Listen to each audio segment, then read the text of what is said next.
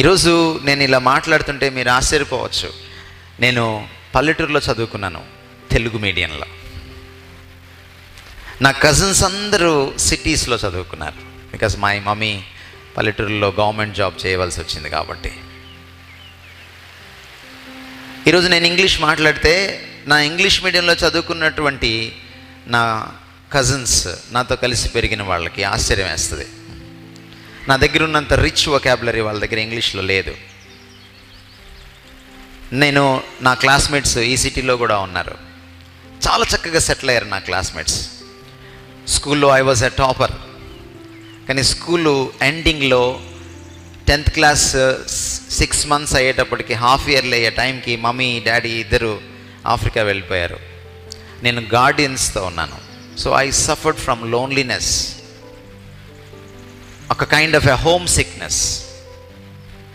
And నాకు ఇష్టమైనటువంటి కోర్స్ని, గ్రూప్ని ఇప్పించడానికి మా గార్డియన్స్ సంతకం పెట్టనన్నారు. So I started hating studies.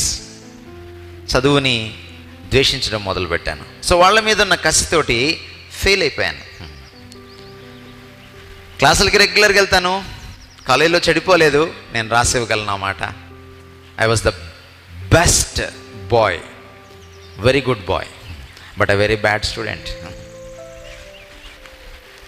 కనీసం చదువులో రాణించకపోయినా వేరే వాటిల్లో రాణించుంటే ఎంత బాగుండేది, అది కూడా లేదు.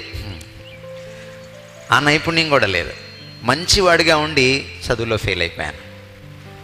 మా ఇంటికి ఒక డాక్టర్ గారు వచ్చేవాళ్ళు, మా ఫ్యామిలీ ఫ్రెండ్. వాళ్ళ అమ్మాయి ఫెయిల్ అయితే ఆయన కష్టపడి ఆ అమ్మాయిని పాస్ చేయించి తర్వాత పక్క రాష్ట్రంలోకి తీసుకెళ్ళి ఎంసెట్లో ఆమెకి రాకపోతే ర్యాంక్, ఆమెను ఇంజనీరింగ్ కాలేజ్లో జాయిన్ చేశాడు. ఆమెకంటే 1 year చిన్నోడిని నేను. తర్వాత నేను ఫెయిల్ అయితే ఆయన ఏమన్నాడంటే, స్క్రూ డ్రైవర్లు ఇచ్చి పంపించేయచ్చు కదా మీ అబ్బాయిని అన్నాడు. నాకు అప్పుడు అర్థమైంది మనుషులు ఎలాంటి వాళ్ళు. అంటే మీ అమ్మాయి ఫెయిల్ అయితేనేమో నువ్వు పక్క రాష్ట్రంలో ఇంజనీర్ని చేస్తావు, నేను ఫెయిల్ అయితేనేమో నేను మెకానిక్ని అవ్వాలి. మోకరించి ప్రార్థన చేయడం మొదలుపెట్టాను. ప్రభువా, నువ్వు నిజంగా నేను మారు మనసు పొందితే, నాకు రక్షణ అనుభవం ఉంటే, నాకు నువ్వు ఆత్మనిచ్చుంటే,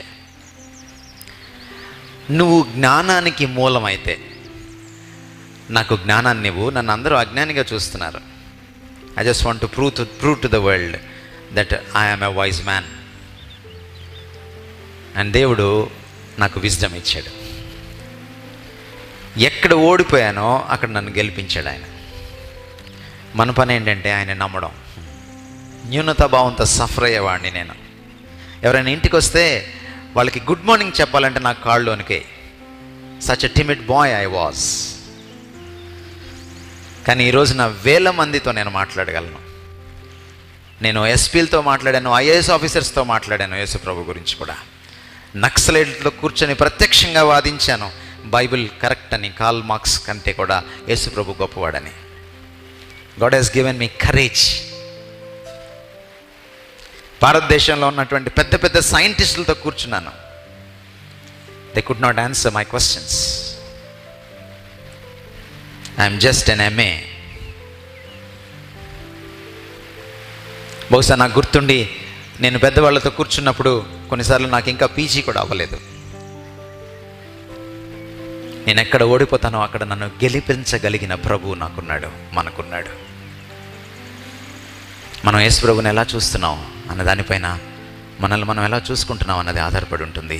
మన జీవితాన్ని ఎలా చూస్తున్నాం అనేది ఆధారపడి ఉంటుంది. నేను చిన్నప్పుడు సండే స్కూల్లో ఉన్నప్పుడు ఇప్పుడు లాంటి పాటలు లేవు, చాలా మంచి పాటలు ఉండే. There is a very good song. ఈ సన్నివేశం మీద ఆధారం చేసుకొని రాసిన పాట. With Christ in the vessel I can smile at the storm as I go sailing home. With Christ in the vessel, vessel అంటే పడవ. I can smile at the storm, నేను తుఫాన్ని చూసి కూడా నవ్వచ్చు. As I go sailing home, నేను ఇంటికి వెళ్తూ ఉన్నప్పుడు పడవ నడిపించుకుంటూ. With Christ in the vessel, యేసు నాతో ఉంటే నేను ఎంత పెద్ద సమస్యనైనా చిరునవ్వుతో ఎదుర్కోగలను. That's Jesus. He's bigger than your problems, your temptations and your trials. 15 years teach చేశాను నేను. నా క్లాస్లో 60 మంది ఒక సెక్షన్ అయితే, కొన్నిసార్లు 2 సెక్షన్స్ కలిపితే 120 మంది. 5 నిమిషాల్లో సెల్ ఫోన్లో అటెండెన్స్ తీసుకుంటాను నేను. 5 నిమిషాలు తల తిప్పాడా చచ్చాడే. వాడిని ఏం తిట్టాను నేను. ఒక క్వశ్చన్ వేస్తాను, అమ్మాయిల ముందు జవాబు చెప్పలేడు, చాలు అడిగేది వాడి జీవితానికి. సెటైర్ వేసాడా, మళ్ళీ సెటైర్ పడిందే, పక్కన అమ్మాయిలు ఉంటారు, జాగ్రత్త, పరువు పోద్ది.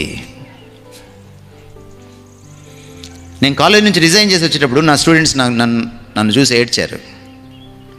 నా దగ్గరికి వచ్చి నన్ను అడిగారు, సార్ సెల్ ఫోన్లో ఎట్లా వేసుకుంటారు సార్ మీరు అటెండెన్స్ అని.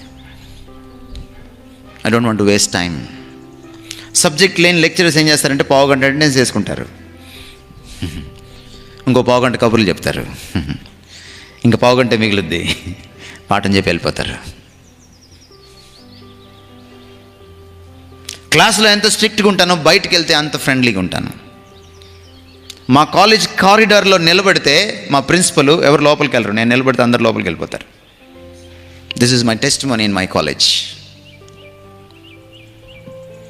స్టూడెంట్స్కి అంత సీన్ లేదు. ఫియర్ ఎక్కడి నుంచి వస్తుంది? When you fear God, people fear you. నువ్వు దేవునికి భయపడ్డప్పుడు నువ్వు దేనికి భయపడవు, మనుషులు నీకు భయపడతారు. You know that? మా ప్రిన్సిపల్తో, హీజ్ అ క్యాథలిక్ ఫాదర్, పెద్ద Catholic institution, diocese, Guntur diocese కింద డైరెక్ట్గా ఉండేటువంటి ఇన్స్టిట్యూషన్. జస్ట్ మా గోడ వెనక బిషప్ గారి హౌస్. ఎప్పుడు ప్రిన్సిపల్ గారు పక్షపాతం చూపించినా, అన్ఫేర్గా చేసినా, ఏదైనా పొరపాటు చేస్తే స్టాఫ్ మీటింగ్లో ఎంత గొడవ వేసుకునేవాడిని నేను. Sir this is wrong. మా ఇద్దరికి ఎప్పుడు క్లాషే. కానీ ప్రిన్సిపల్ నన్ను ఎప్పుడు తక్కువగా చూడలేదు. దొంగతనంగా నా క్లాసులు వినేవాడు, నన్ను అబ్జర్వ్ చేసేవాడు. ప్రాబ్లం వస్తే నిర్మోహమాటంగా అడుగుతాను తప్ప రాజకీయాలు చేయనని ఆయనకి తెలుసు. చివరికి ఒక రోజున తీసుకెళ్ళి నన్ను, మీకు తెలియదు, అలాంటి నన్ను, ఒక ప్రొటెస్టెంట్ని, ప్రిన్సిపాల్కి ఎప్పుడు కూడా క్వశ్చన్స్ వేసాను నేను, 10 మంది ముందు నిలదీసే నన్ను ఆయన బర్త్డే రోజు తీసుకెళ్ళి ఆయన తల మీద చెయ్యేసి నా చేత ప్రార్థన చేయించాడు.